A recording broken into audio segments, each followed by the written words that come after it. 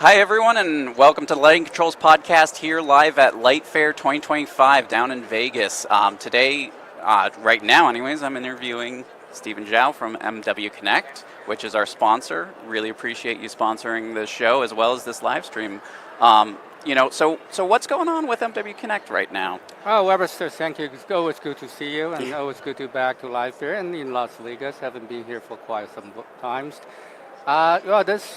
We're definitely looking forward to a great show, and I've been attending LightFair for the past 26 years. Yeah. Except once I missed. Which one? That's the year we won the LightFair Innovation Award. Oh, gotcha. 2 years ago. Bummer. Yeah.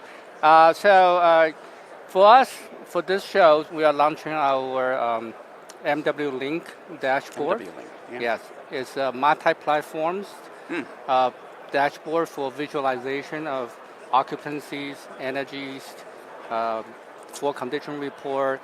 It has capability doing OpenADR 3.0. Oh, nice. It also has a API for third-party integrations. And I believe you have a representation of that for people who are viewing. Yeah. This is kind of what we have. This is a little loop about the dashboard. Oh, Okay. A little higher. About the dashboard, right? So you have a floor plans. I have the different zones, areas, and their status. And there's pages where you can see the occupancy of the spaces. Nice. Energies, especially if you have a DALI D4i systems, it will read the energy directly from the DALI D4i drivers. And also, of course, the DALI D4i driver have what we call a full condition report. So if there's a module fail or the driver fail or some overheat, over voltage, here we'll have an alert and send to facility managers, and they know what's going on with your system. And so is this available right now? It's available right now. We're launching this at the LightFair. Oh, wow. Yeah. Okay. Well, get on the ground floor. So if I were a designer and I wanted to start incorporating MW Link into my projects, what would be a good first step? Well, the first step, of course, is, as you know, we are really focused on Bluetooth-based wireless lighting controls. We have our own TrueBlue, which is an LC, Bluetooth NLC, which is open standard Bluetooth matched. But we also are a partner of Kasambi. So this platform can work with both systems. Okay, so it can do the TrueBlue or the Kasambi platform. The Kasambi, correct. So for the lighting designer, if the facility manager really want to understand what's going on with the lighting system, this will be a very nice multi-site, multi-project dashboard. No, I think that's great, and having that at your fingertips when you're a facilities manager, owner, or all of that really does give you much more data to kind of evaluate what's going on with the system. Exactly. And the OpenADR, we're going to meet the 3.0 standards. So on OpenADR 3.0, you have both what they call the price schedules, and also they have the event schedule. So event schedule typically is people understand, if there's a potential blackout, utility company send out a signal and the system will turn it down to reduce energy usage for the whole grid. But the new technology, actually, they can send out a pricing schedules. For example, in California, the peak hours in the summer, the rate is 3 times more than the regular rate. So if you are facility managers, you really want to save your energy, you might want to turn it down at that time based on the rate that the utility company send to you through the OpenADRs. So that's really not only manage your lighting networks, but also really help you to save energy. Right. So, I mean, if I have an MW Connect system in my facility and I'm connected to the OpenADR 3.0 protocol, then I can have that data coming in and I can manage and make sure that I'm smoothing that curve out. Correct. And you can do it on a daily basis, right? I mean, so every day, I mean, typically, I mean, it's from 4 p.m. to like 8 p.m., right? So when the utility company send that signal to you, you say, okay, now I'm on the summer peak hours.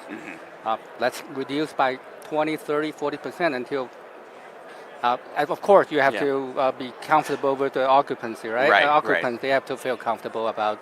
You still have to give enough lighting, but a lot of time people don't see the difference between the 80 and 100%. 70, 80, 100%. So doing just a high-end trim would be enough to at least save you some excess waste, because like you said, nobody notices it. So you're just wasting money at Yeah, that point. yeah. Another big benefit, of course, if we couple with our D4i control devices and D4i dolly drivers, Hmm.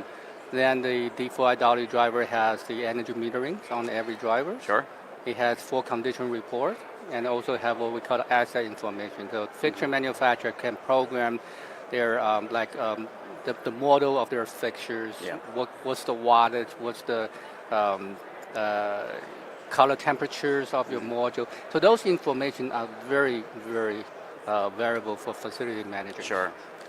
So if there's anything fail, they know who make the Yeah. fixture, who make the module, what kind of module. You can go and No, find a and replacement. that is a challenge in our industry that we run into a lot. Is like, okay, what's going on with this fixture? Why is it not working? How do I replace it? Who do I contact? Right. Having that information baked right into the dashboard makes perfect sense. Oh, exactly. I mean, typically today, right? I mean, somewhere if you are a facility manager, say for a university or for a big schools, and when people call, okay, I have 2 lights out. Hmm. Typically today, you have to send people out. Right. You have to send an electrician out there and open the fixture, figure out what's wrong with the fixture. In most cases, you probably don't have the right replacement part. Right. That means the electrician have to go back and make another trip. With this, in a centralized location, you can monitor all your lightings. If anything fail, you know why they fail. You know who make the fixture, whose driver it is, what's the wattage, what's the module.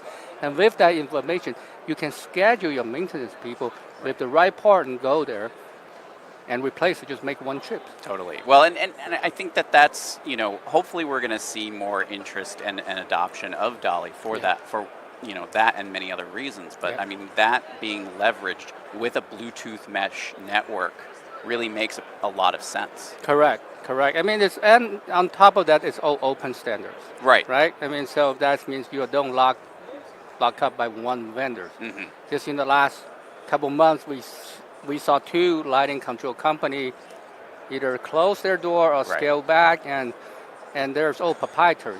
Yeah. And so the customer said, well, what's my choice? Well, I'm sorry, you don't have a choice now. Right. You have to start over. But with the open system, like the Dolly, right? I mean, if you don't buy A company's product, you can find B company's product. Right. As long as they meet the Dolly requirement, they're certified on the Dolly website.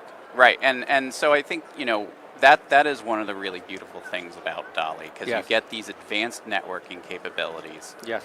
while staying neutral to any one brand, and so Correct. I mean, not that it's the ideal situation, but mwConnect could come into a project that already has another system, and because if everything was Dolly, it Yeah. would be a very smooth transition. Very smooth. Yeah. Yes. Well, Stephen, really appreciate you coming on the show and being a sponsor. Really love all of the products and the support you're bringing out. I go to your website frequently to check out the Thank latest you. documentation. Yeah.